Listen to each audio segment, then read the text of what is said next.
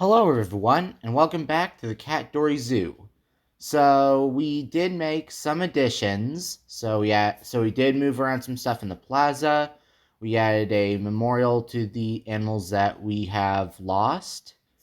So yeah, when I said I would be playing off camera, I did mean that, but I didn't make anything groundbreaking. So all I really added was the rearranged plaza, the memorial bit, and then like a couple counters and a bathroom stall.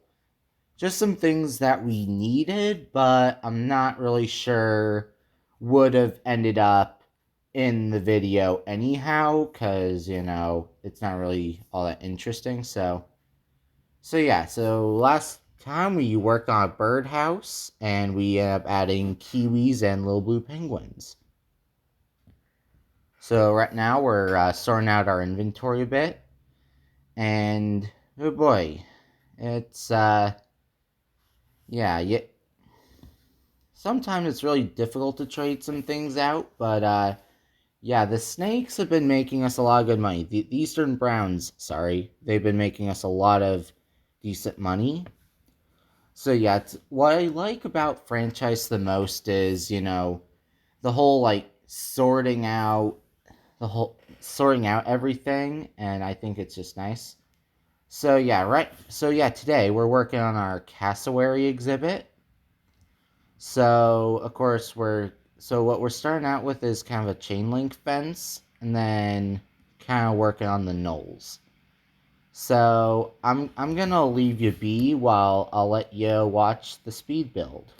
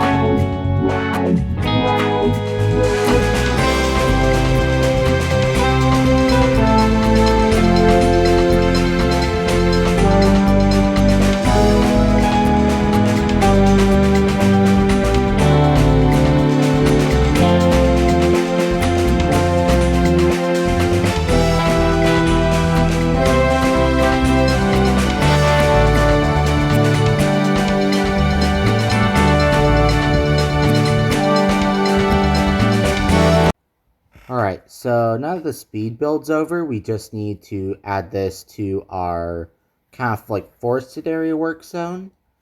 So I should probably like share some plans for this space. So after the birdhouse, we're gonna kind of transition into a kind of like wooded area. So we're gonna have things like koalas, Tasmanian devils. We're gonna have our kangaroo exhibit in there as well, so that'll be nice. So yeah, that's gonna be a whole lot of fun when we include that. So now we're also gonna like decorate our staff area a bit so it doesn't look like a sore thumb. So yeah, I know that these buildings in which it's like the flat roof or what's going to be a flat roof, and just the wall getup is a little bit boring, but I do eventually want to fix that in like a later episode, so as to kind of make it look more interesting. But for now, we're just gonna do what we will, I guess. So I would honestly have stopped talking. I would just have played the music for this part of the speed build, but yeah, it really didn't take that long to do. So yeah, one of my favorite parts about this game as well is you can just take pre-existing trees and just move them around. Like, so you don't have to go around buying new trees. You can just use the ones that you got. So yeah, so the finished Cassowary exhibit, well, obviously we need to add educational speakers, and we need to add some signs and stuff, which, yeah, and the donation bins, those are all crucial little bits. So yeah, if I had to say I took any inspiration from any zoo when designing this exhibit, I would say probably like Sedgwick County Zoo. Granted, it's not. It looks relatively nothing like this, but I'm talking about the concept of having like a. Well, it's not really a walk-through aviary, but like a kind of a bird space where you have like where you can see like cassowaries through like a fence while you're inside the aviary. So yeah, Sedgwick has this neat kind of a setup where so you walk in the aviary and you just see, and then like the outer walls of the aviary have a whole bunch of exhibits.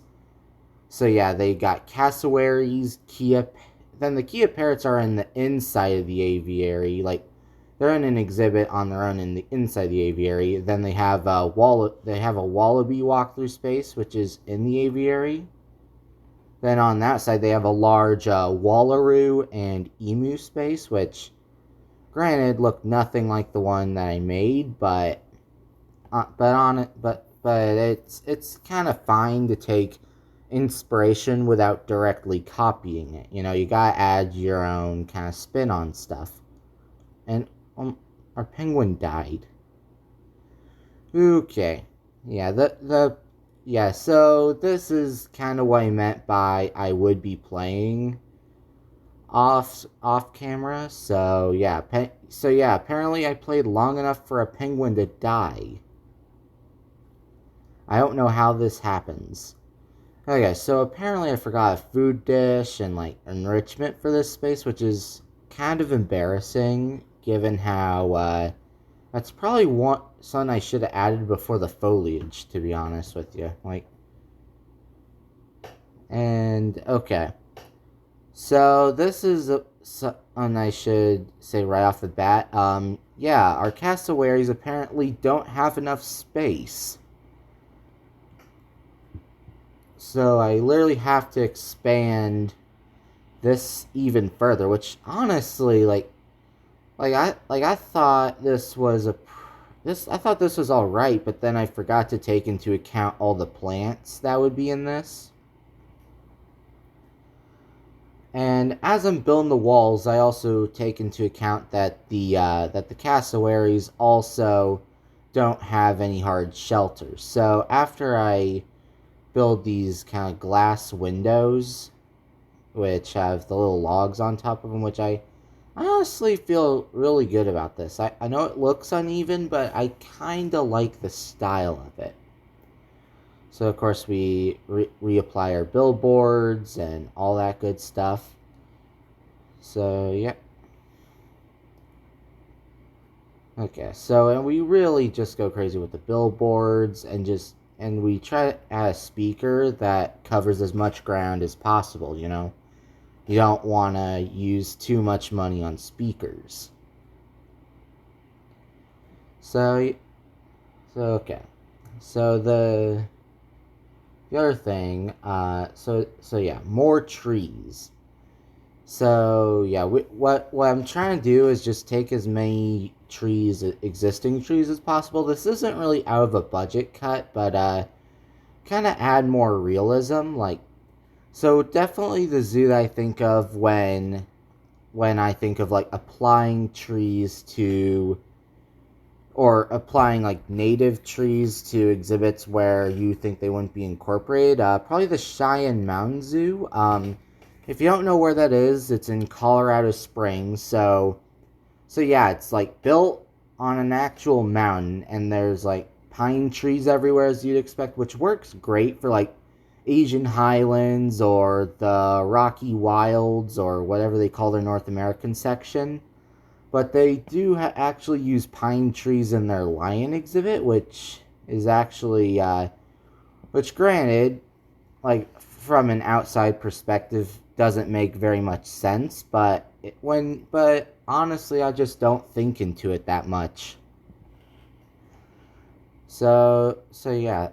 So what I'm doing right now is I'm trying to trade out a whole bunch of giant burrowing roaches that the roaches end up breeding. So I'm trying to find the best ones in regards to like quality. So like they only have two qualities: longevity and fertility. So like how long they'll live and how likely they are to produce offspring. So yeah, all of these are gold rated roaches. The problem is I can only keep so many in an exhibit, so during this bit I literally have a calculator with me, like adding up the numbers, seeing how they compare to each other. Okay, so this is kind of what you would refer to as like the planning stage. So yeah, so right now we're just adding paths and the little barriers. So like not barriers, but the little dots to kind of show what we have in store next. And I know that I know that I'm literally gonna spell it out, but this is gonna be a quokka and koala exhibit. So like we're gonna have a little walkthrough area at the end, and we're gonna have like a moat kind of area on like the left. Then the upper bit's gonna have like a chain link fence, and then there's gonna be this like really nice little restaurant. I think would be nice. Okay, so looking around our zoo, yeah, we go ahead and finally get back to the emu exhibit. So yeah, I know when I said Kansas City has a long, narrow exhibit, I going for a revisit, I realized that they had this like back area where like the whole thing is sloped, where if the emus decide to go down the slope, you can see the emus, but to my surprise, like I have never been to a visit where I've like never seen the emus, which is kind of strange actually. Which, like you would think an emu would want their privacy, but they really don't seem to use the privacy that they have. So this general like desert slash grasslands area. So like the wombats, dingoes, camels, all of this. This is themed like the outback. And when people think outback, they think like red desert. So like when I kind of hear outback, I keep thinking like the grasslands as well. So this back half is kind of themed like the grasslands, and we're gonna have some trees behind this, which really suits the space kind of well, and definitely makes it feel like more like Kansas City's than the Living Desert Zoo. Which, yeah, I'll be honest. Going back on the video, I realized that the Living Desert Zoo's emu exhibit isn't necessarily that impressive. So, yeah. Okay, so right now we're just sorting out our emus because like a whole bunch of them just grew up, and oh boy, and it's just taken on me how many animals we have in our trade center. So like we got kiwis, the little blue penguins we need to trade off, emus we need to trade off, just a whole bunch of stuff that we need to trade. And after this trading, everyone, so remember, take care, visit zoos, Make memories you will not lose. Have a good day, and we will see you next time.